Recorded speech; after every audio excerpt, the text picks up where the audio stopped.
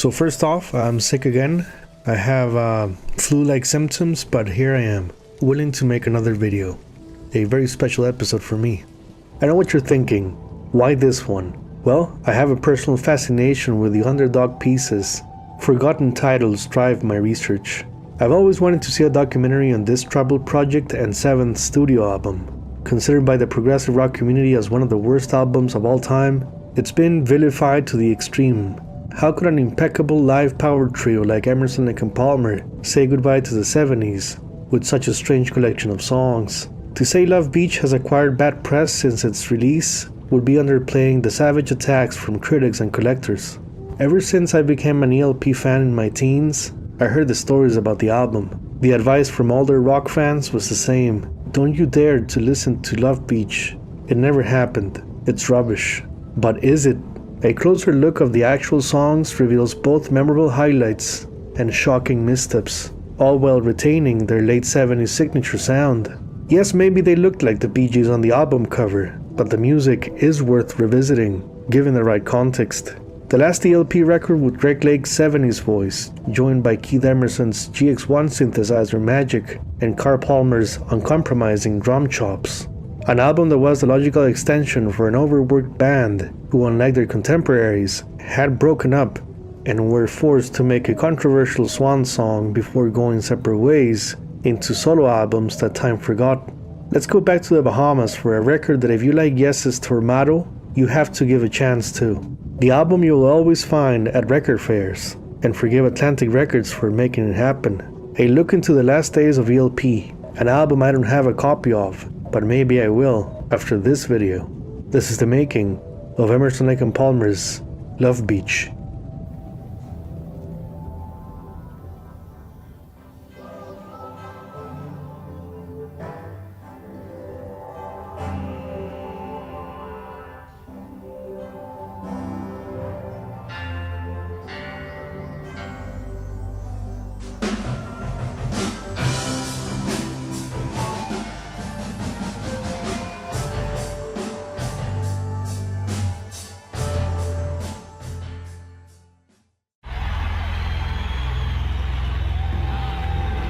The story of Love Beach begins in 1977 at Louisville, Kentucky's Freedom Hall, where Led Zeppelin played on April 25th.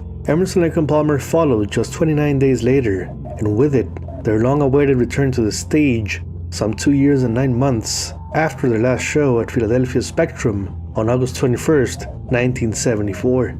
For a band that put out 5 spectacular albums plus a gigantic triple live set, taking an almost 3-year vacation was well-deserved, but risky.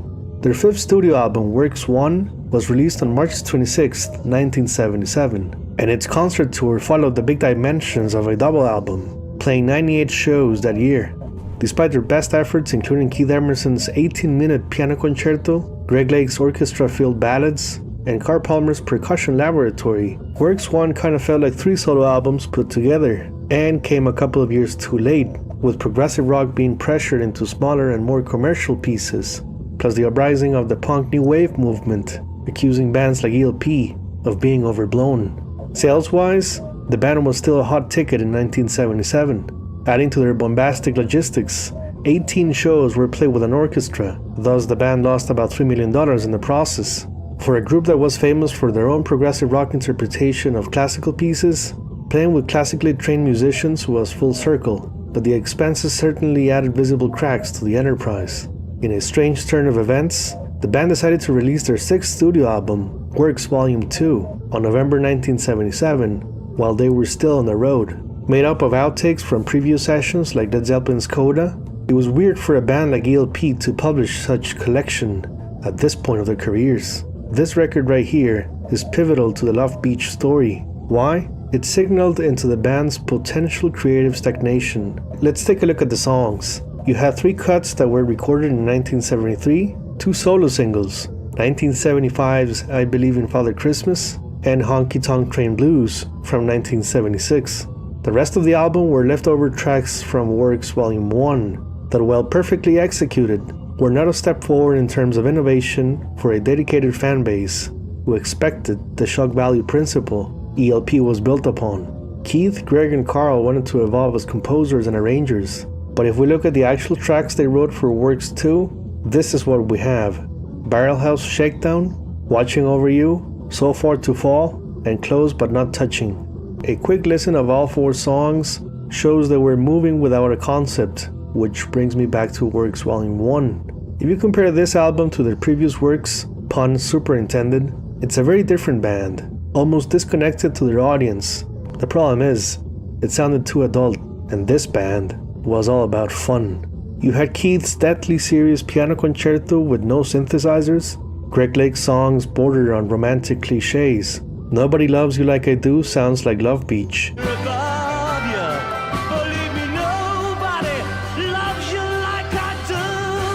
Carl Palmer's side was intense with crazy jams that had a sort of 70s TV show vibe to them. Side 4 had the last great ELP cover in their brilliant take on Fanfare for the Common Man. Pirates closed the album, and despite its very promising introduction of 3.5 minutes, Peter Sinfield's cheesy lyrics of Broadway musical emotions turned this instrumental into a corny mess, with Greg Lake singing so far removed from past glories. And yes, the last part of Greg's vocals in Pirates sounds like Love Beach. ELP sounded corny. No wonder they were the poster child for punk's aversion to progressive rock. Not that Carnival 9 had deep meaning lyrics, but the music behind it was so good, it's like ELP forgot the recipe that made them successful in the studio. With this being said, this was not a band that could deliver a new album of fresh ideas. What they could aspire to was to play sold-out venues, and that was it.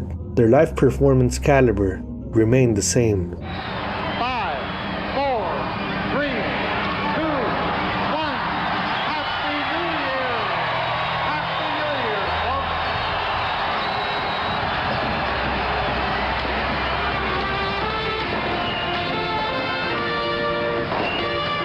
Now the tour for Works continued into 1978, with 45 concerts running January through March, featuring only 3 cuts from Works Volume 2, In the Ways of Tiger in the Spotlight, Maple Leaf Rag, and Watching Over You.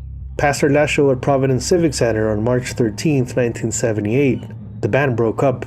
Atlantic Records president Ahmet Ertegun encouraged them to record a new album, the most dreaded request for an overworked band who played 145 shows, promoting 2 records released on the same year.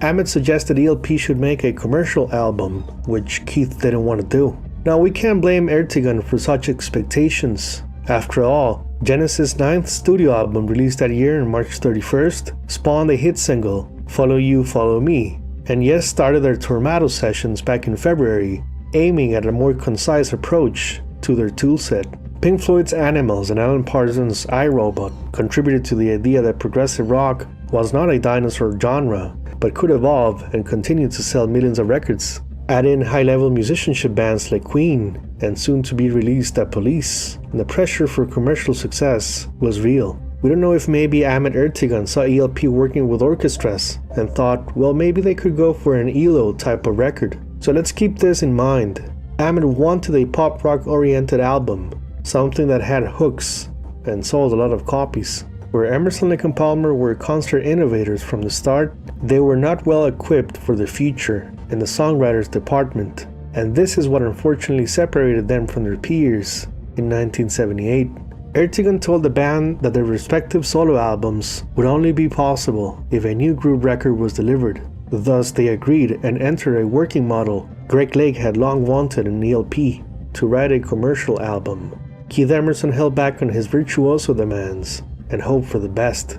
Carl Palmer, quote, "I remember being there and Ahmet saying, 'Guys, chill out down here and I'll set up the studio.' That's how we dealt with it really. It was very laid back. If you wanted one more album out of us at that point, the business people probably thought that it was the only way it was going to happen. I'm surprised it's not more reggae sounding, because that could easily have happened. To write a prog album, you've got to sit in traffic jams and go through a lot of shit before you get to the studio, and then you come up with the goods. When you're living in the Bahamas and you've got the beach and the sea and you've all got boats, what are you going to get? You're going to get Love Beach."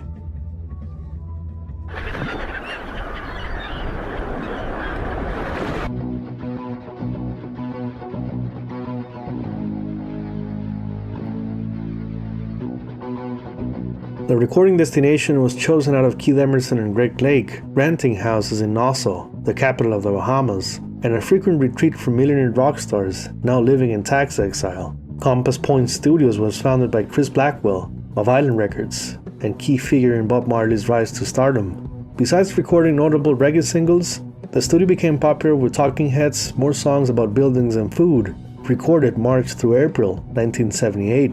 Compass Point Studios also saw the recording of AC/DC's Back in Black, the Stones' Emotional Rescue, and Robert Palmer's Riptide. With the uneven results from works, you'd think ELP wouldn't call Peter Sinfield back for lyrics. Guess what they did? They called Peter Sinfield back. With the three members not getting along and some personal lifestyle choices affecting their temper, it was all but I love Beach. More like hate Beach. Sinfield and Lake were not in good terms. Sinfield worked alone and left the island once he was done. This gives us a hint at no one checking his lyrics. Past the basic tracks recorded by the band, Lake and Palmer went back home, leaving Keith Emerson as the man in charge of production, mixing, and probably realizing the group was done. For the first time since 1972's trilogy, all the songs were originals, except one adaptation from a classical piece. Tracks 1, 2, 3, and 5 are credited to Lake and Peter Sinfield. Track 4, Emerson, Lake and Sinfield. Track 6, Spanish composer Joaquin Rodrigo, and the last one to Emerson and Sinfield. Carl Palmer has no writing credits on an album that holds an ELP record, as no songs from it were ever performed on stage by the band nor their solo careers.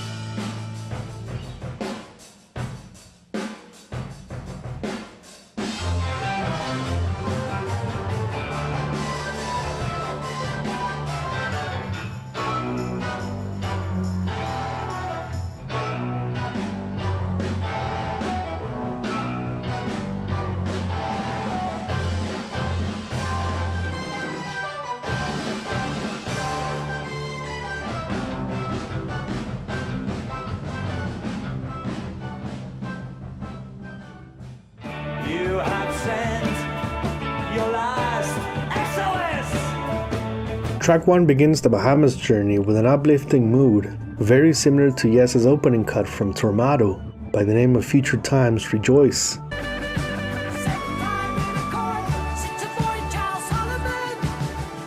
Greg Lake moves around clever guitar chord variations in the key of D, while Emerson and Palmer respond to the positive lyrics about reuniting with a loved one. If you like Asia's debut, this song lives in the same universe. It's a good start.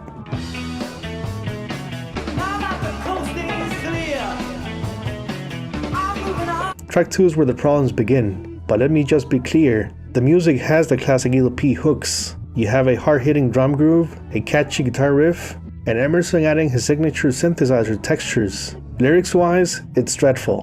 What a way to ruin a good instrumental. The scene begins with the narrator taking his partner to Love Beach, where, quote, pirate moons and throw silver spoons. This sophisticated poetry takes a turn for the worst with the following. We can make love on Love Beach, out of reach of the lion's claws tonight. We can make love on Love Beach. I want your love, with the stars above, down on Love Beach. Just when you think it can't get any worse, we have Greg Lake singing a call and response section that repeats the word love so much, I think even David Coverdale would be fed up. The line, I'm gonna make love to ya, goes against all the progressive rock principles. I don't know how Greg Lake convinced himself to sing this, really.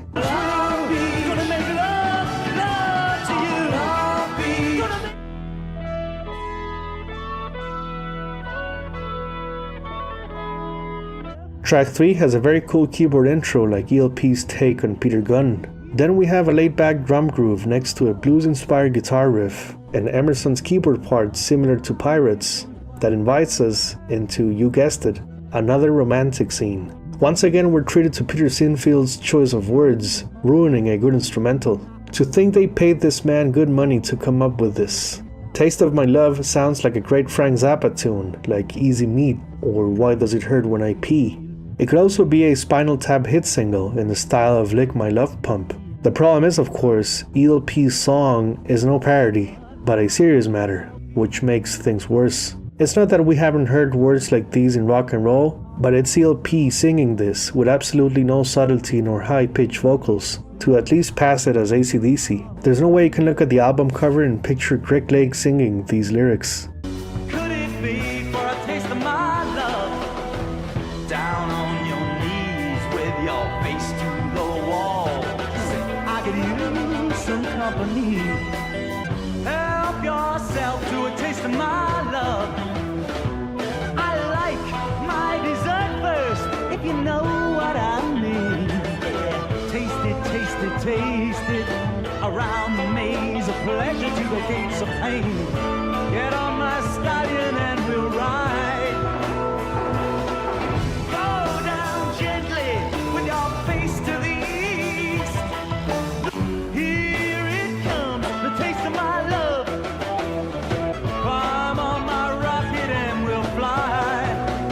Stop it. Get some help.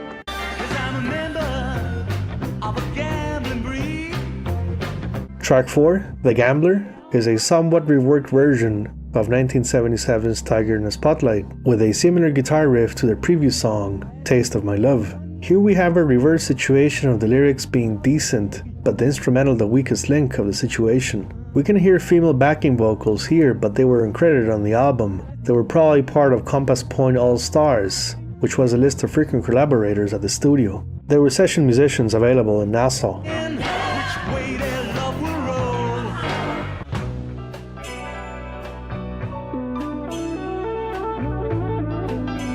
Track 5, For You, starts off with a Matador-inspired intro for about a minute, to then go into an exquisite piano ballad thing that's sincere. The instrumental is a small and good glimpse of ELP into the 80s. Maybe the sound selection was not the best, but this thing cooks. Peter Sinfield's lyrics are just okay, but Greg Lake sings them with enough conviction to make this a potential hit single for a rock band in 1984.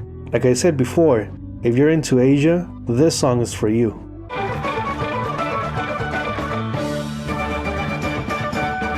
Track 6, Canario, was an adaptation from Fantasía para un Gentil Hombre, written by the great Spanish composer Joaquín Rodrigo, the same man who gave us Concierto de Aranjuez. Fantasía para un Gentil Hombre was written in 1954 at the request of legendary guitarist Andrés Segovia.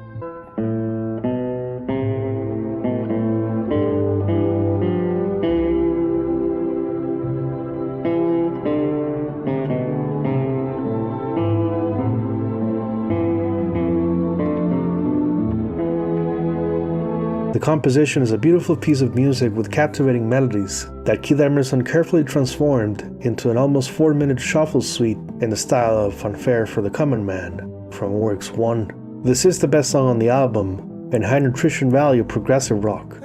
Ancient stones are shining. Murmur, where are they? Track 7 is a 20-minute piece by the name of Memoirs of an Officer and a Gentleman. Don't be fooled by its title. This is a latter-day ELP treasure.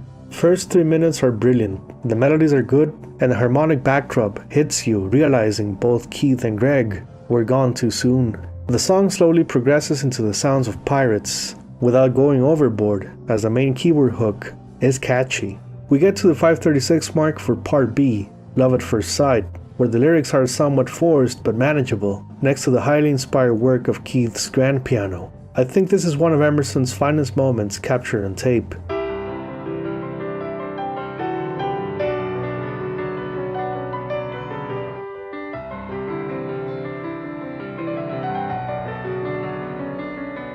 Greg adds his acoustic guitar, and then you realize this is an ELP classic hidden behind a terrible album cover. Part C comes in with a drum beat that sounds like Led Zeppelin's When the Levee Breaks.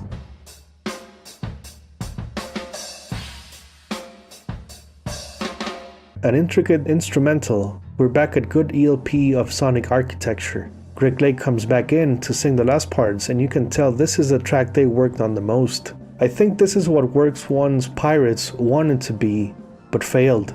All 20 minutes and 48 seconds are worth your time. The ending is beyond majestic and proves a point. ELP just couldn't play the commercial route. They were crazy at heart, lengthy pieces included.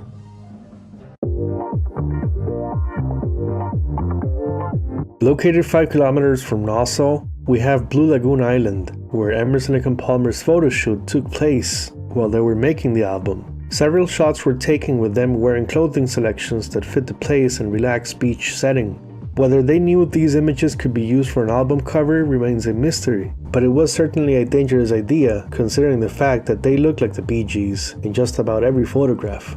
Bob Deffrin was credited for art direction. A former Atlantic Records employee, he had quite a large resume of album covers by 1978. We have Billy Cobham's Total Eclipse and Crosswinds, Eric Clapton's 461 Ocean Boulevard, Cornell Dupree's Teasin', Bee Gees' Mr. Natural, Average White Band's Cut the Cake, Stanley Clarke's Journey to Love, Firefall's debut, Narada Michael Walden's Garden of Lovelight, Chic's debut, King Harrison's LA Bound, LeBlanc and Carr's Midnight Light, Jimmy Webb's El Mirage, and Benny King's Let Me Live in Your Life. With no album title, Atlantic Records art direction took cue from one of the songs and called it Love Beach, with the bare-chested prog giants on the cover. Let's just see what the cover could have been like had they gone for a different song title. There's not many options, right?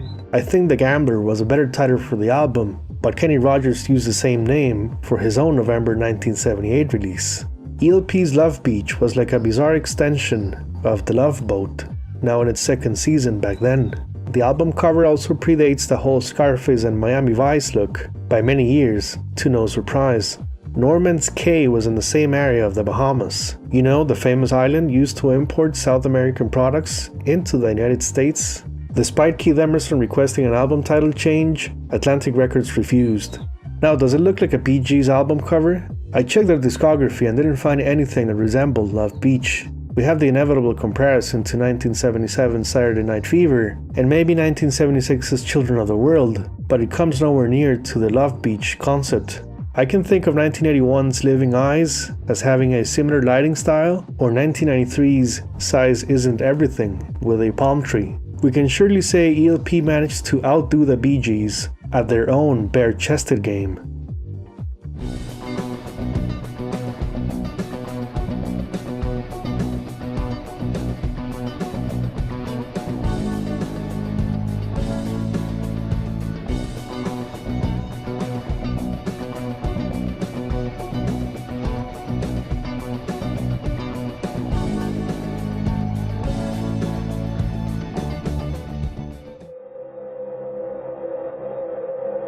Love Beach was released in November 1978, the same month as the Police Orlando's De Amor, Queen's Jazz, Kate Bush's Lionheart, and the same day as Pere Ubu's Dub Housing. Because ELP was still a household name, the album went gold, selling more than 500,000 copies. That's more copies than Trilogy, Tarkus, their debut album, and just 30,000 less than Works Volume 2. A farewell tour was considered, but the plan never took off. ELP disbanded. But what about the solo albums Ahmet Ertegun promised? Well, they happened, but with different labels it seems. Carl Palmer released PM's debut 1 PM in 1980, featuring the rock single Dynamite.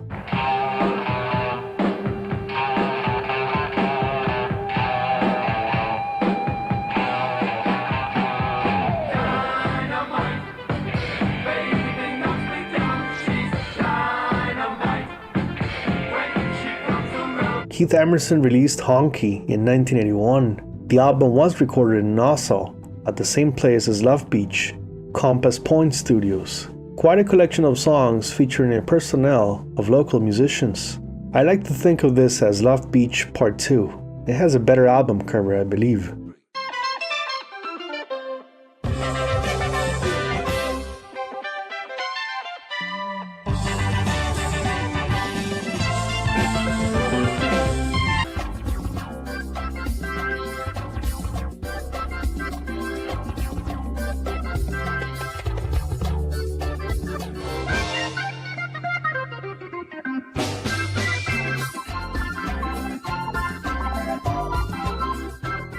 Greg Lake released his self-titled debut in 1981 with him taking on vocal and rhythm guitar duties. This hard rock sounding album featured the talents of virtuoso Gary Moore. Greg followed with 1983's Maneuvers, maintaining the same lineup.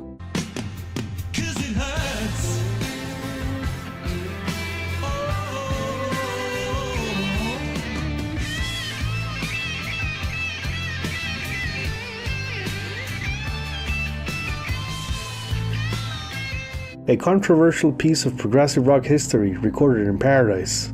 This was no fantasy island, but an island of tension, disagreements, and Peter Sinfield's uninspired lyrics.